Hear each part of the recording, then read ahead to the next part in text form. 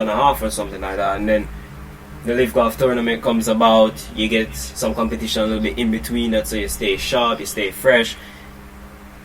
But with the Super League, the Premier League is a Super League. Have you seen Brighton and Newcastle in the top half? That is a Super League. Nothing will come close to that. Bournemouth are fighting to be in the top half. Bournemouth. So you know where the real Super League is. Middlesbrough gonna sign Michael Carrick as their new head coach. He should be in charge by the time they do play Preston. Main issue in this deal was just the backroom staff negotiating. So Carrick should be in charge. Carrick was in charge of United. I think it was for 2 or 3 games. Went undefeated. So hopefully he does kick on at Borough. We've seen the class that was Kieran McKenna, what he's been doing at Ipswich. So, and another former United coach is at Leyton Orient now. They're top of League 2. So it's just very good when you look at those coaches out there going to develop, spread their own branches. It's a real doozy to watch. We did speak a bit about this while Savage was on, but Haaland in the game against Liverpool really was non-effective, apart from the one incident he got involved with. He had about 3 or 4 chances, all were comfortably saved from Alisson. It was his first game hiding, to say the least. He's played Liverpool twice since he's joined Man City, hasn't scored. He's hit the woodwork and all those things, but he hasn't scored yet. And it was the only game, to be honest, this season that Virgil van Dijk actually looked like Virgil van Dijk again. He played like he was a good defender that day. He kept him in check. Gomez did okay against Foden and Alvarez when he came on. Milner, I thought he was going to get torn apart. He did reasonably well against the wingers as well. So, Liverpool were... people thought they were going to turn a corner. I said I'll wait until early Saturday, and that corner has turned into a long stretch. So for Liverpool, they're in trouble of their own, and City, they're probably going to get out of this in the next day. They've already beaten Brighton, not convincingly, as I keep saying. Ederson's not really that good a goalkeeper, so whenever they get into that issues, Ederson be found out, and then the team can't rely on scoring goals to win games forever. Another thing, Man United player Mason Greenwood was granted bail on Monday. He's been charged with attempted rape, assault, and coercive behaviour, all stretching for a 2-year timeline, I think it was, for each different separate charge. Coercive behaviour stretching all the way from October of 2021 till now. Assault between October and December of 2021, and I think about the same timeline for the rape. Don't really want to last too long on Mason. Mason could have been the highest scorer in United's history, could have broken the Premier League goal scoring record. We were all up for it. Shearer was all up for it. So it's really difficult to see a player of his caliber actually be dragged into this, stupidity, basically. Really stupidity to have him dragged into this. Very sad. Very, very sad for a player like that. And we just spoke about Haaland and City beating Brighton. Brighton, at the point right now, they're just lacking goals. They signed Dennis Undav as a forward. They lost Neil Maupay. But to be honest, those players not giving you 10-15 goals a Premier League season. But that's how it is. That's how it goes sometimes. Leandro Trossard is doing as best as he can, so does Alexis McAllister. But how much more can they do? Brighton, they need a striker, and if so, what striker is actually available on the market? It's just a matter of, can Desiree keep them in contention, or in the top half of the table until they can address this issue. Because I mean, they're still sitting on that Kukureya money, they're still sitting on Mbappe and Bissouma money. They haven't spent that much this summer, so they're gonna still have to spend in January to just fix that squad. Especially with the World Cup coming up, they're desperately gonna need goals because it's a very truncated season after December. Very, very truncated season after December. And quick thought on Man United. We haven't spoken about them all time, all show.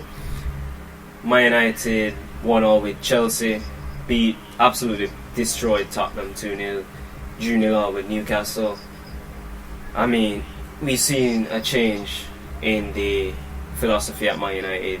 Erik ten Hag, you can tell that there's a change when you see 1-0 down in the 87th minute after giving away a penalty. Come back to draw the game level. 93rd minute, Casemiro with a towering header. I mean, games of old, you couldn't see United coming back. You just could not see them coming back at all. But you can see the mentality shift. Bad news with those games though, even though they went unbeaten. Rafa Varane is out injured. I think he'll be out for around 3 weeks, so he'll be out until after the World Cup. Could they cope without him? They have West Ham, they have Villa, they have Fulham. So I think it would be easy to cope without him. Yes, he's going to miss the Sociedad game. But as long as they can take care of Sheriff, they'll be in a good position. So for right now, United are looking really, really good at this point in time. United are looking really, really good in this point in time. So, yeah, let's just hope they can kick on, continue the form. Consistency's been an issue throughout the last, I could go all the way back 10 years since consistency's been a massive issue for them. But hopefully that has changed with the mentality of the players. You can see it. Another thing, Villa lost their coach, Steven Gerrard. Sacked him on the team bus, can you believe it? Sacked him on the bus going home. Yeah, so Steven Gerrard out of a job.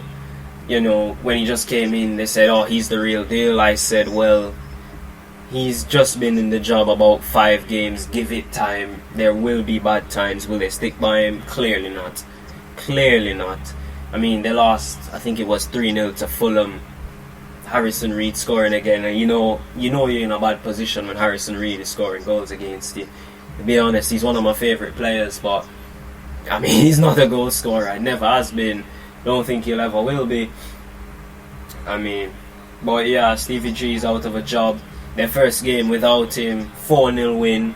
Player Liam Bailey, goal and 2 assists. Ollie Watkins scoring, Danny Ings scoring. They just look rejuvenated for some reason. Were Gerrard keeping them back? Bailey did not look this good under Gerrard. Not one game. Could not pick out one game where he looked this good. But for Villa, they have to look at the future now, because right now they're interim, they're assistant. They're still looking at managers. Pochettino is a huge leap. They really, really are interested in signing Mauricio Pochettino as their head coach. Word is Mauricio will wait until after the World Cup, probably look for other offers as well. Just seeing what's available for him at this point in time, seeing what the best project is to take over if he wants to return to coaching this soon. Another name's been thrown out there. You have to look at Teresto, who got sacked from the Red Bull Group. He's one that's also on the list at Aston Villa. And a wild card, not really on the list, but a wild card I would throw in there for Aston Villa is Baraclough, who was sacked from Northern Ireland. I think he has, seeing as he's been... What's the best way to phrase this for Baraclough now? I'm running out of words. So he's worked alongside Johnny Evans. We've seen how Johnny Evans has been internationally. We've seen what he can do, especially building a team from the back. Northern Ireland, they don't concede many goals at once. Maybe there's the odd game they concede 4 or 5 or maybe 6, but they don't really go over the regular one, and maybe none at all.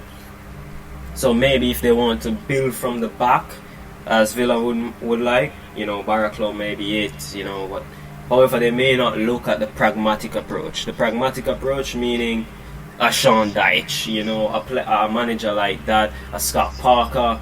So to look forward is Pochettino. However, that's a long shot. As we've seen in the last week, Lopetegui, he rejected Wolves. Villa, will they try for him? Probably not. He's probably not the type of manager that they're looking for. They don't have the wingers for his style of play. Ruben Amorim has been mentioned, hearing that he's actually open to possibly being the Aston Villa head coach, the young manager from Sporting Lisbon. Really, really good tactician. Manager, that's up for debate. It's really different being a tactician than a manager. As you see, it's different being a Pep than an Arteta. Arteta is a tactician, Pep is a manager. You see the differences there. And quick note on Leicester City, I have to apologise sincerely to Brendan Rodgers, because I thought he'd be on his backside at the job centre at this point in time. However, he's still here. He still survived his job. They beat Wolves today 4-0 after only taking 4 shots. I mean, that's clinical. The team is playing for him.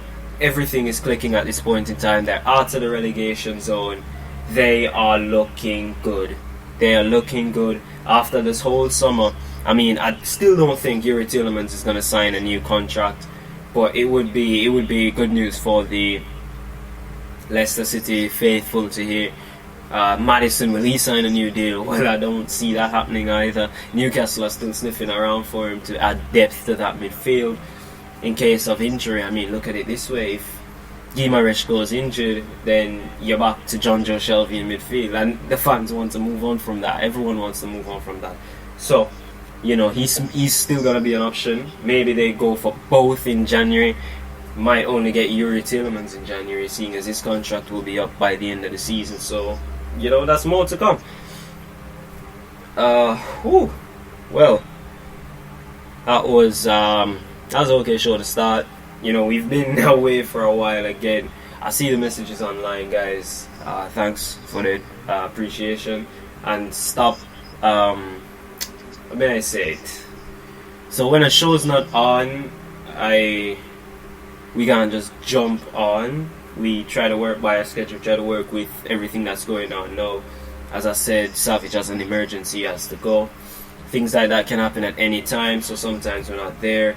And I've seen some of your messages, talk your shit. I mean, I'm never going to ever disagree with somebody for voicing their opinion. That's life.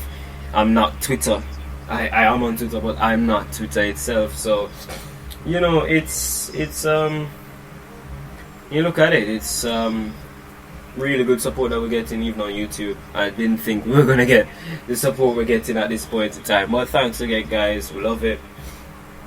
Final thoughts. Well,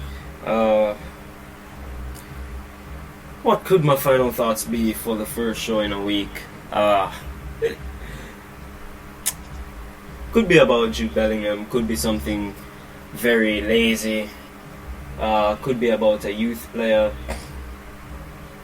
but I'm gonna make it very, very more interesting, and that is to say Barcelona will beat Bayern Munich and make it to the Champions League, make it into the knockout stages.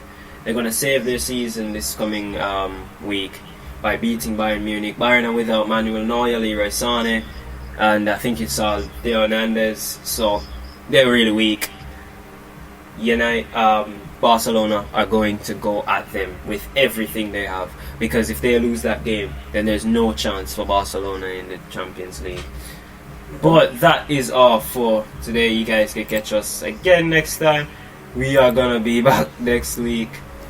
Ciao for now.